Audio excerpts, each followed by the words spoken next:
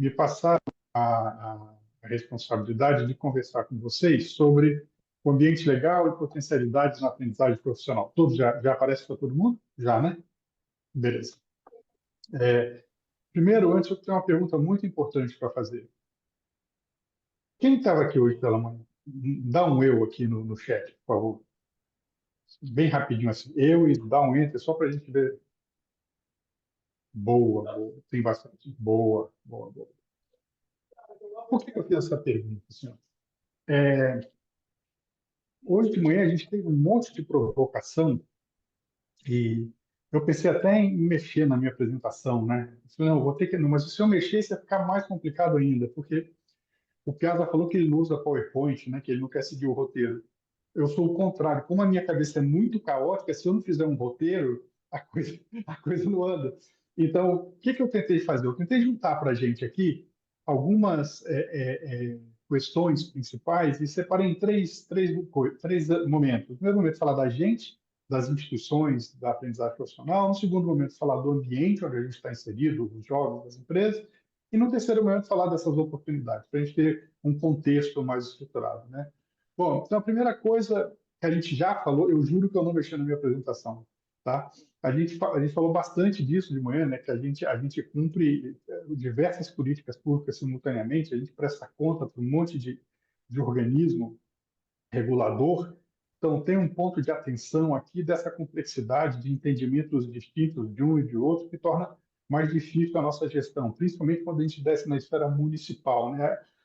A esfera federal, como é uma voz só, pode até ter um esforço maior de interlocução, mas é mais específico. Quando a gente está falando da esfera municipal, entidades que atuam em mais de um município têm dificuldades em função das especificidades de cada uma dessas localidades, né? O segundo ponto é, a gente já é cumpridor, provavelmente, da política pública mais eficaz da história desse país. Então, a gente consegue impedir a evasão escolar, porque se o jovem não tiver regular, ele não consegue, não pode ser aprendiz. A gente insere o jovem no mundo do trabalho, a gente capacita, continua capacitando enquanto ele está trabalhando, mas talvez o mais importante, a gente o ajuda a dar o primeiro passo nessa sua jornada profissional, na sua carreira. Então, aqui tem um ponto que muitas das nossas entidades fazem de forma instintiva, outras talvez de uma maneira mais assertiva, mas que é de fazer essa mentoria de carreira do jovem à medida que ele é aprendiz, né? Ele vai aprendendo não só as competências técnicas, comportamentais e tal, mas a gente vai meio que mostrando para ele como é que ele navega nesse mundo corporativo, nesse mundo que ele está aprendendo.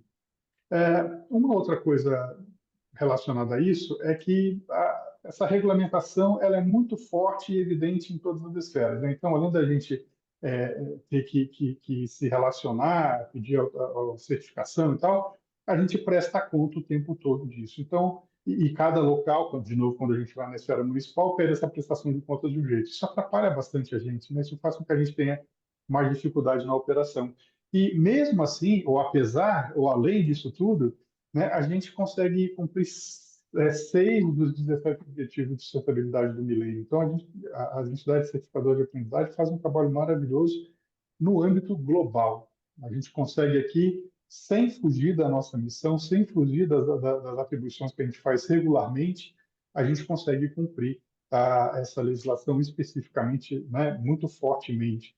Então, colocando um olhar para fora, fazendo uma correlação com o que está acontecendo no mundo, tem que dar muito orgulho para as nossas instituições de que a gente, de fato, está fazendo um negócio que é no âmbito global, no âmbito global.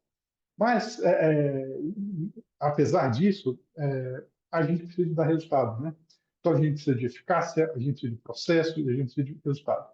Qualquer entidade, seja ela com fins educativos, sem fins educativos, privada, governamental, social, o ponto aqui é, se a gente não consegue controlar, se a gente não consegue acompanhar, se a gente não consegue melhorar, se a gente não consegue prestar contas, a gente não se sustenta. E eu vou falar um pouquinho sobre isso. Bom, olhando para o ambiente onde a gente está inserido, saindo um pouquinho especificamente do mundo da aprendizagem e entrando no ambiente onde as instituições estão inseridas, a gente tem alguns pontos importantes aqui. A primeira coisa é que a gente tem uma mudança constante na regra do jogo. Eu ia trazer o assunto da inteligência artificial que está fervendo agora, né, da inteligência artificial chinesa, que derrubou um, um trilhão, 3 trilhões de dólares lá das empresas de tecnologia americanas, mas eu acho que aqui é mais fácil até da gente mostrar o impacto, né? A gente tem um movimento crescente, contínuo. Dá um eu aqui no chat, quem é da época dessa maquininha de cartão que você tinha que passar o papelzinho com cartão e tal. Dá um euzinho aqui para mim, só para eu. Não fiquem constrangidos, tá tudo bem.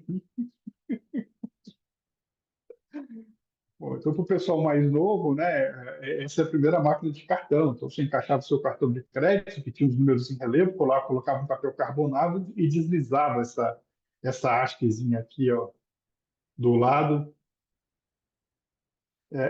para impactar no carbono, né? Isso foi vindo, aí virou digital, depois teve a desregulamentação. Agora tem Pix, você consegue pagar com o seu celular lendo um código de barras, né? Você não precisa de mais nenhuma maquininha.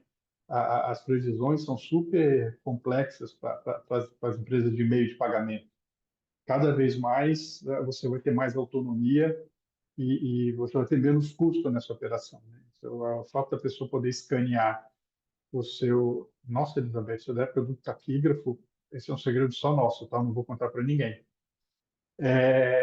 Quando a gente passa a ter autonomia, o custo da operação é cada vez mais baixo, né?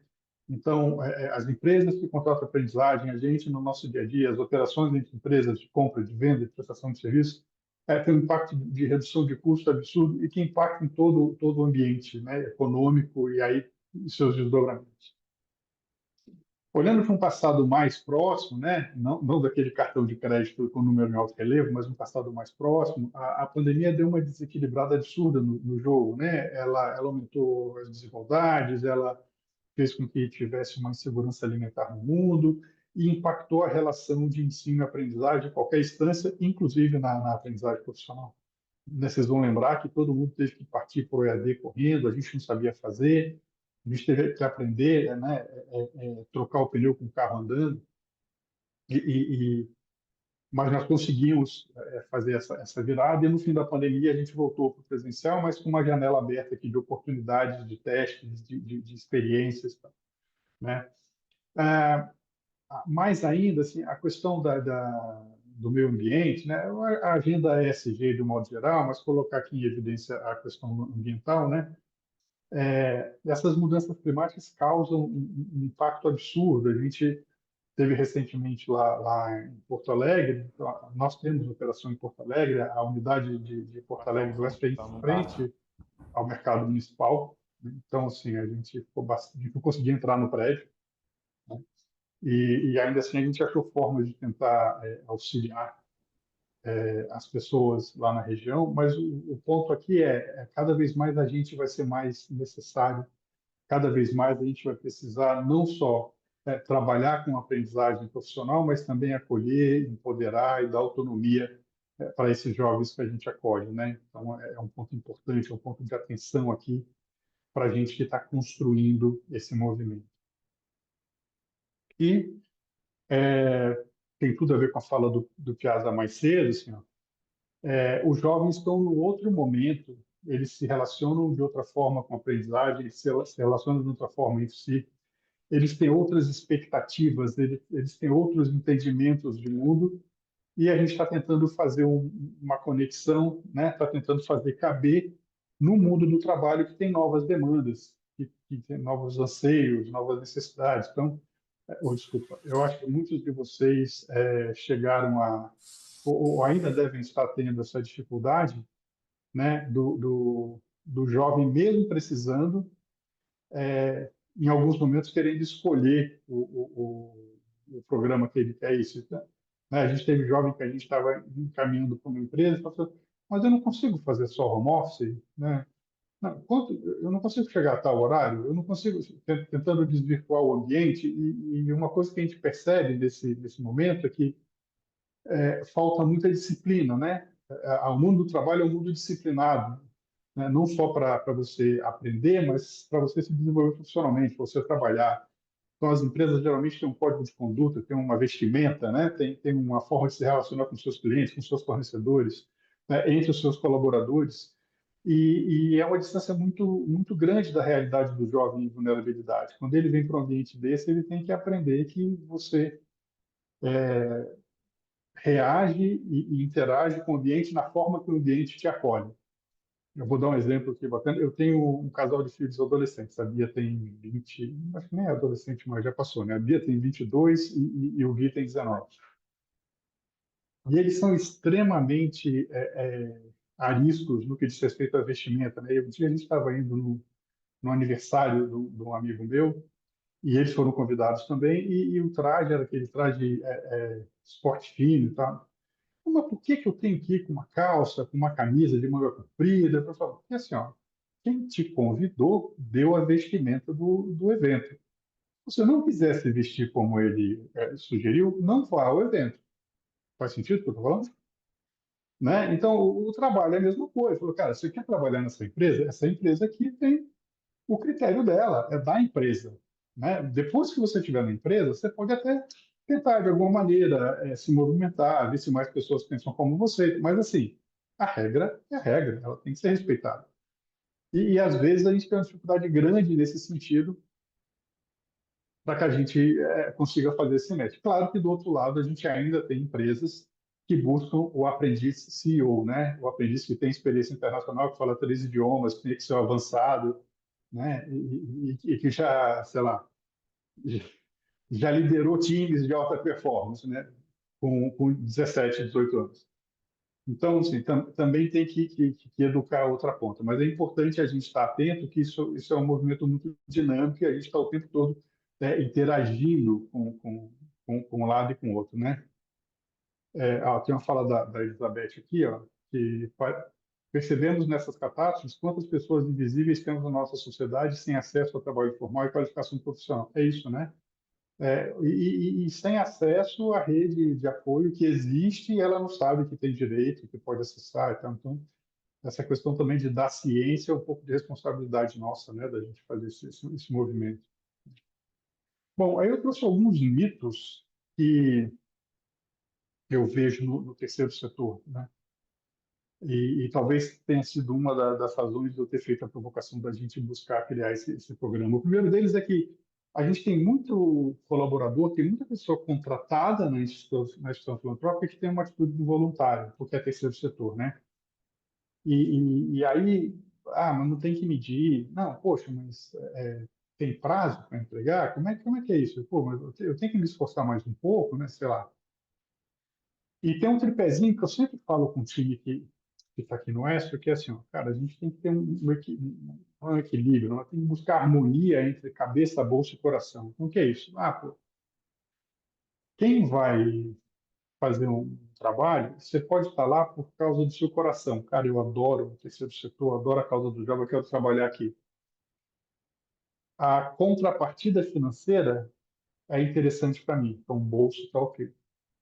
Só que a cabeça tem que acompanhar na mesma intensidade, ou seja, você tem que se desenvolver profissionalmente, você tem que entender mais daquilo, você tem que fazer com que você, de alguma maneira, ajude a sua instituição a evoluir, a crescer. Se você não tem essa harmonia, alguém vai ficar prejudicado, né? Ou o jovem vai ficar prejudicado porque a cabeça, o seu conhecimento não está fazendo a instituição dar o melhor. Ou o seu bolso vai ficar prejudicado porque a instituição que não tem uma boa performance, não consegue ter uma boa remuneração dos colaboradores, né? Ou o coração vai ficar ruim porque você vai ficar frustrado porque apesar do seu esforço você não está conseguindo fazer com que aquilo aconteça. Então é importante que a gente tenha esse cuidado com essa atitude, né? A instituição filantrópica ela precisa ser gerida como um negócio social. Então nós todos, nós pessoas que trabalhamos no terceiro setor, temos que continuar nos desenvolvendo o tempo todo. O segundo ponto aqui é que tem um outro mito é que o propósito basta. Não, se a gente está pelo propósito, o que der para a gente impactar tá bom, né? A gente faz aqui e ok.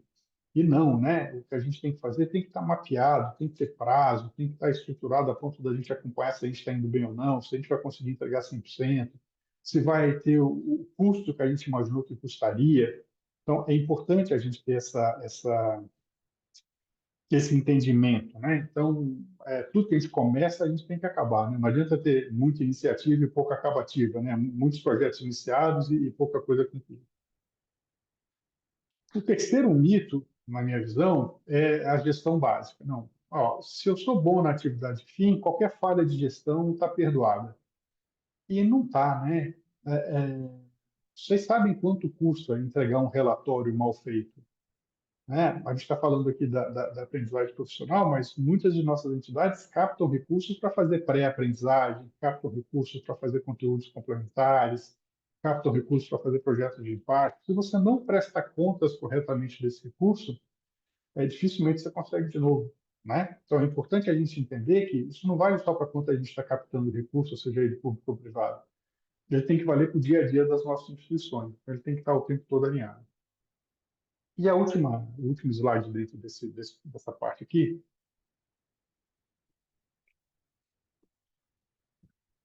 é de um pensador que eu gosto muito, que se chama Seth Godin, que ele faz a seguinte comparação, que uma empresa não é uma organização, ela é um organismo. Só um minuto, gente, que eu acho que a bateria do meu fone está acabando.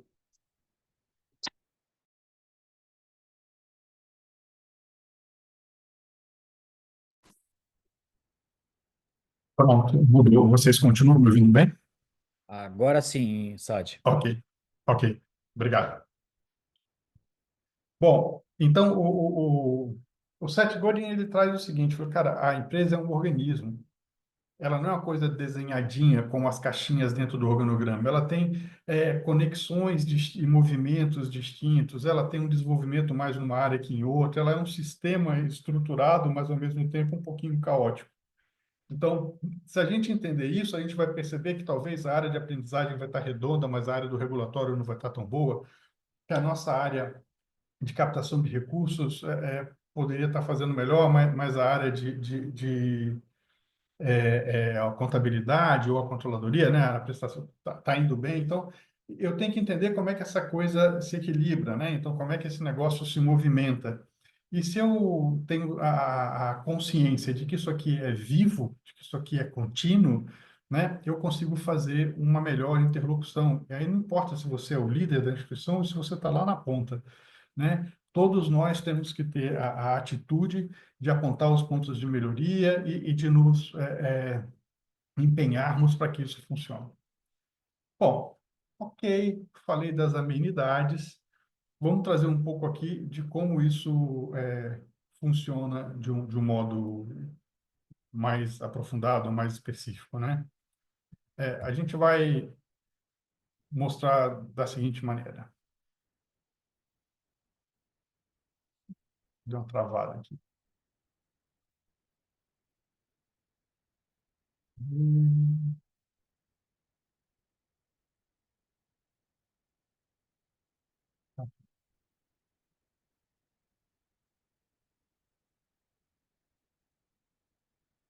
Foi de novo? Foi, né?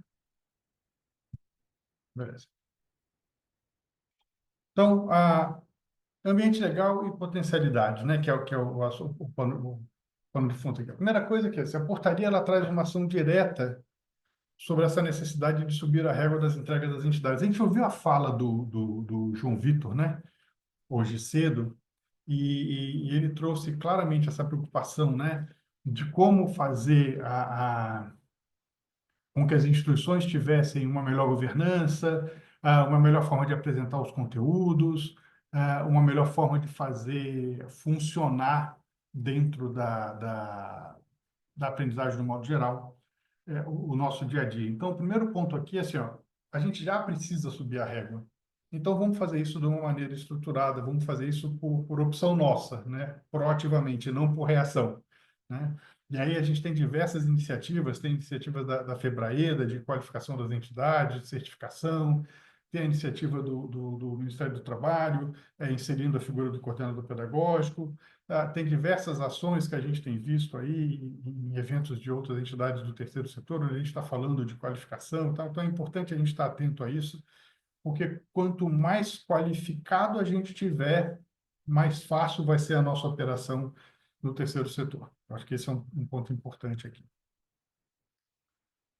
Um outro ponto de atenção é que a gente tem aqui uma oportunidade de melhoria da qualidade do material que a gente entrega dentro de sala e da eficácia das metodologias aplicadas, né?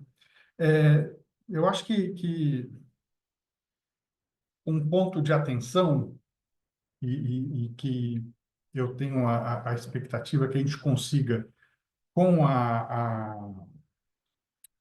com esse curso, né, de pós-graduação em gestão da aprendizagem, em coordenação da pedagógica da aprendizagem profissional, a gente consiga criar aqui um grupo, um círculo de pessoas com a mesma ambição, né, de transformação do nosso país, tal que a gente possa trocar as melhores práticas e as piores também, né, compartilhar cicatrizes onde a gente errou, para que outros não errem onde a gente errou. Mas importante da gente olhar isso de uma forma diferente, ainda pegando carona na fala do Piazza, né? Não adianta a gente criar aqui uma coordenação pedagógica e fazer um desenho de uma sala de treinamento fordista, né? De um jovem olhando para a nuca do outro, buscando, como é que é, a força masculina para puxar em corrente o motor do carro, né? Então, o que a gente tem que buscar aqui, quais são as formas inteligentes, colaborativas e criativas de mover essa roda do mundo da aprendizagem, de como é que a gente faz isso para que a aprendizagem profissional, para que o mundo do trabalho receba esses jovens de uma maneira diferente, né? Que a gente consiga que essas provocações sejam vistas de forma positiva, que a gente possa trabalhar isso colaborativamente. Eu me preocupo muito com isso, assim, né? Às vezes a gente tem um pouquinho de urubulino, né? Ah, isso não vai dar certo. Ah, já... E se a gente tentar fazer de maneira colaborativa, buscando o copo meio cheio, né? A gente com certeza consegue fazer muita coisa, porque tem muita instituição boa e quem ainda não está estruturado, eu tenho certeza que não está errando por querer, né? Está errando ou porque não teve condição de montar uma estrutura, ou porque não teve apoio para fazer, ou não sabia o caminho a seguir. Aqui eu estou vendo que é um trabalho colaborativo, que a gente está se juntando, dando as mãos e fazendo esse movimento, né? Um outro ponto de oportunidade, né, é que à medida que a gente vai fazendo essas melhorias, com essas melhorias implementadas, a gente consegue aumentar a empregabilidade dos aprendizes, garantindo que eles continuem ativos na pós-aprendizagem. Então, imagina o seguinte, que a gente conseguiu trazer para dentro da nossa sala de treinamento provocações desse mundo que está em constante mudança, as atitudes do jovem para ele ser protagonista da vida dele, que ele saiba interagir com esse mundo que está aí, que ele tenha a possibilidade de trabalhar em equipe, que ele seja proativo e assim vai, com certeza ele tem as habilidades que o mercado busca. E ele tendo as habilidades que o mercado busca, principalmente as comportamentais, as habilidades técnicas vão ser desenvolvidas dentro dele, né? As últimas pesquisas com gestores de RH têm trazido que nem idioma eles têm exigido mais. Porque eles entenderam que o idioma eles conseguem também desenvolver. Você tem que falar inglês, tem que falar, se bem que agora é mandarim que a gente vai ter que aprender, né? Mas se ele não tem o comportamento, talvez seja difícil ele seguir dentro da empresa. Então, e a gente vê isso aqui também. No Extra a gente já atua dessa maneira, né?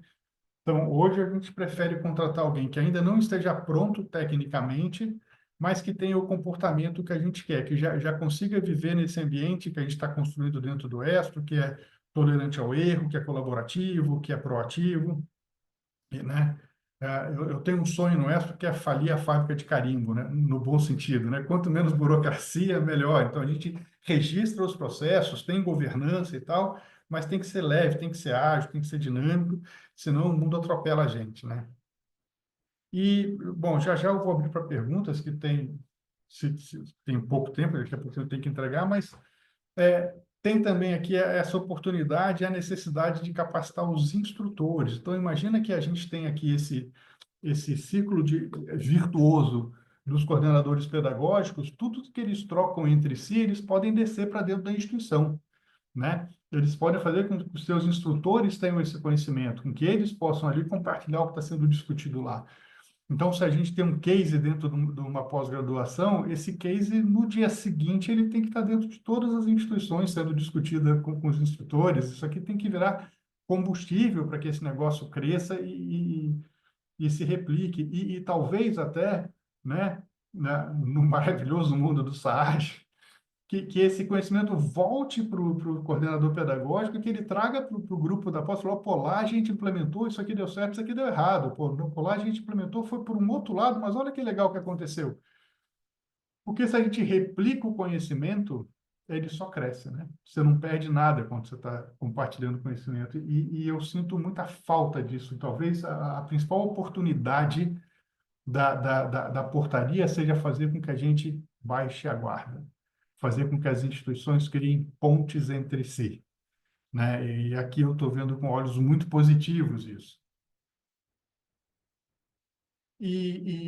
Por último, essa figura do coordenador pedagógico permite um olhar qualificado e transversal sobre os programas e os cursos das entidades. Então, eles vão poder, de uma maneira mais objetiva, mais crítica, porém mais colaborativa, descer no detalhe dos programas, das metodologias, dos conteúdos e tal, e entender como fazer. A gente já sabe que parte dos conteúdos, para as instituições que têm mais de um curso, essa parte de conteúdo é comum, né? Você tem um percentual ali do programa que ele é comum. Você vai falar de competências comportamentais, independente do curso técnico, né, do detalhamento técnico do seu curso de aprendizagem profissional, as competências comportamentais são a mesma, a apresentação do mundo do trabalho é a mesma. Então, como é que eu consigo gerar aqui uma sinergia? Como é que eu consigo fazer? É uma provocação para a gente fazer que esta pessoa também vai poder fazer. Então, eu queria ter talvez 25 anos a menos para ser coordenador pedagógico da aprendizagem, que deve ser um negócio sensacional nesse momento, sentar nessa cadeira e ajudar a redesenhar a aprendizagem profissional do Brasil. Então, aqui surgem essas oportunidades, né? Então, acho que a Febraeda está fazendo um trabalho muito bacana de liderar a gente, mas surge também via Febraeda a possibilidade da gente compartilhar isso nos encontros nacionais, gerar eventos, as próprias entidades convidarem outras para fazerem visitas técnicas, de novo, né? Derrubar muro e construir ponte, aproximar as instituições entre si e fazer disso uma grande oportunidade, não só da nossa operação, mas, por exemplo, captar recurso, né? Se eu tenho aqui um negócio melhor estruturado, melhor desenhado, o próprio coordenador pedagógico pode nos ajudar a buscar desenhar programas com as próprias empresas que são parceiras da aprendizagem nossas, que devem ter seus institutos e suas fundações, para criarmos programas complementares ou transversais para impactar mais os jovens. Então, pô, a gente tem exemplos aqui no Expo, que a gente tem programas com a Leroy Merlin, com a BMW, com o Acnur, o Alto Comissariado da ONU para Refugiados, e outras entidades como vocês devem ter diversas outras, né? Mas a gente pode fazer isso de uma maneira melhor estruturada, trazendo mais recursos e impactando mais ainda as localidades onde a gente atua. Então, eu entendo que essa aqui é o que eu chamo aqui dentro de operação limonada. Parecia ser um negócio, né? Putz, esse negócio, pô, não, mas vai ser bom pra caramba. E talvez até, ao invés de operação limonada, pode ser uma operação mousse de limão, pode ficar um negócio até mais chique, né? Mas o ponto é esse, né? É a gente fazer esse trabalho e garantir a única métrica do terceiro setor, né? E, putz, a gente está aqui para transformar a vida desses jovens. Cada um de um jeito, cada um de uma forma, mas o produto final é isso que a gente tem que entregar. Se a gente não entregar isso, infelizmente, a gente está falhando. Não importa o propósito, não importa o esforço, se a gente não transforma a vida do jovem, a gente está falhando. É isso. Agora eu vou abrir para uma perguntinha, se ainda couber tempo, Cidrão.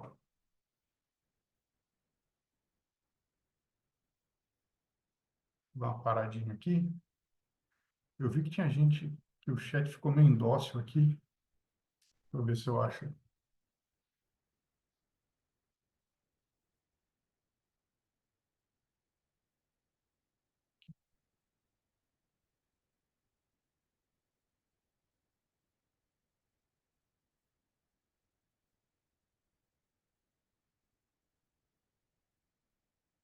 Vamos lá. A Elizabeth trouxe que o propósito nos move, mas é a atitude de busca de boas práticas, estar atento às necessidades da sociedade e aberto para mudanças contínuas. Perfeito. A Nadir trouxe que, ao trabalharmos com formação para o trabalho, devemos estar sempre atentos a todo o movimento da sociedade, tecnologia, pessoas, e com certeza, Nadir, né? As coisas não estão soltas, né? Não acontece sozinho. Ah,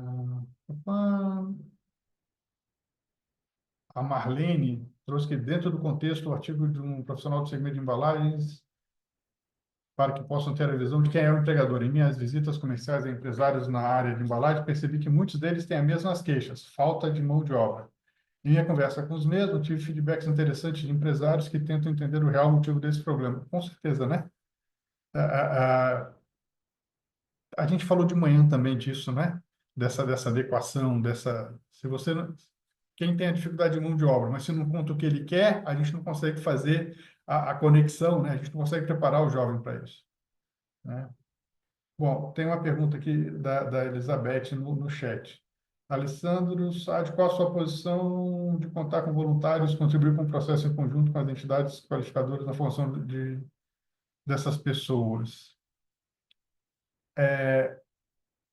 Eu só não entendi, Elizabeth, se os voluntários são para capacitar os colaboradores das instituições ou para capacitar os jovens? Você pode mandar no chat ou pode abrir seu microfone, se quiser. Capacitar os jovens.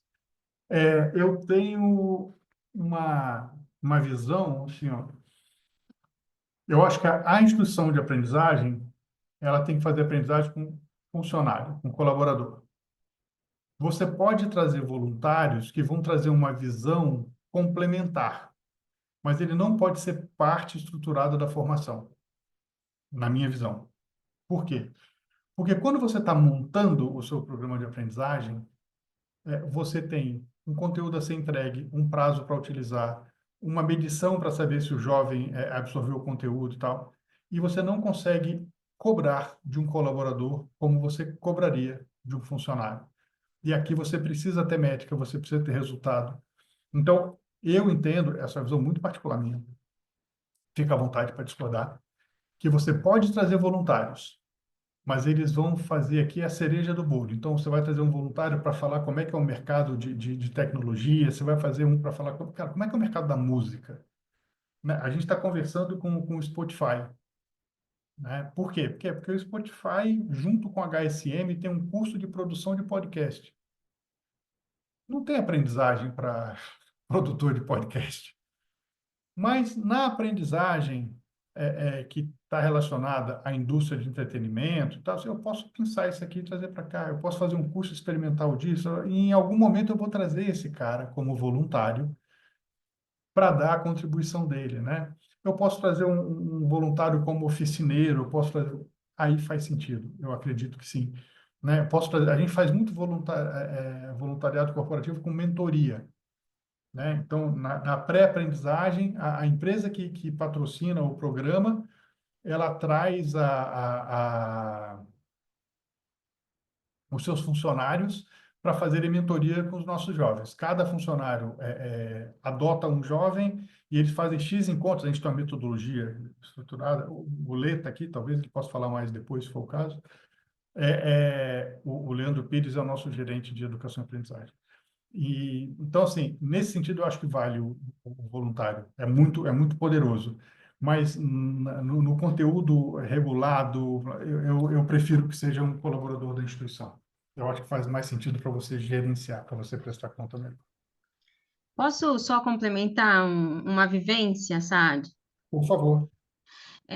Eu trabalhei 20 anos nessa metodologia de aprendizagem e fiz muito esse link com formação da instituição qualificadora com o corpo de voluntários, porque eles muitos detêm o conhecimento das organizações. Então, quando a gente faz esse link, contribuindo na construção colaborativa da grade pedagógica, o que eu senti, e a gente tinha dois parâmetros de duas instituições diferenciadas, o que eu senti é que o jovem se aproxima muito mais da realidade estrutural de uma organização. Então, assim, e essa é a grande questão que eu vivenciei no mundo corporativo, por essas, às vezes, até quando a gente, na necessidade do mercado, é que a gente precisa se unir e não Perfeito. excluir. Então, eu acho, na minha visão, não é visão contrária à sua, mas eu tenho uma visão complementar. Eu acho que a gente precisa falar e conversar e fazer convergências para que a gente una a competência acadêmica da competência formal do trabalho. E muitas vezes e é o que a gente enxerga na educação, né? Muitas universidades passam o conteúdo acadêmico, mas você vai vivenciar isso na prática com colaboradores, com funcionários daquele setor. Então, muitas vezes, eu acho que essa complementariedade é o grande gap dessa formação de aprendizagem atual no país. Eu acho que a gente está falando a mesma coisa, Elizabeth. É nesse sentido mesmo que eu concordo e que as pessoas estão balançando a cabeça também que concordam, né? Assim, a empresa tem que entrar dentro da aprendizagem, mas ela tem que entrar não ministrando o conteúdo, ela tem que ministrar ilustrando como é que funciona a coisa lá. E aí você pode, às vezes, trazer duas, três empresas do mesmo segmento e você vai ter exemplos completamente diferentes e ricos, né? Para os jovens entenderem e absorverem isso. Não, perfeito, perfeito. Eu tenho mais 2 minutos. Tem mais alguém? Saad, Ou pois não? só ilustrando essa complementariedade que a Elizabeth trouxe, ela já é, inclusive, contemplada pela Portaria 3872, que prevê a figura do instrutor do estabelecimento que contrata o aprendiz nessa formação. Mas que essa transmissão de conhecimento e tudo, ela é computada na jornada prática do aprendiz. Então, isso não só é uma possibilidade, como também é um dever, porque o aprendiz, na verdade, é um investimento daquele estabelecimento, né, para a formação da futura mão de obra. Nosso objetivo é esse, que a empregabilidade dos egressos do programa de aprendizagem seja cada vez maior, que promova aí sim a verdadeira transformação social. E é nessa parceria de ensino teórico e ensino prático que o objetivo se concretiza, né? Então já é, inclusive na 3872, prevista essa situação. Bom, para fechar, eu vou agradecer aqui a presença de todos, agradecer ao Cidral o convite, a oportunidade, agradecer a presença do monte de rostinho conhecido aqui, o Everton da Zuna, a Margarete, a Regina, entrou agora o Fernando da Rede Cidadã, que aceitou o convite. Obrigado, Fernando. Né? E obrigado a todos vocês presentes aqui, que vai ser importantíssimo a gente se unir e fazer diferença mais uma vez, né, para o nosso país. Eu vou ficar quietinho agora, vou prestar muita atenção. Obrigado, pessoal.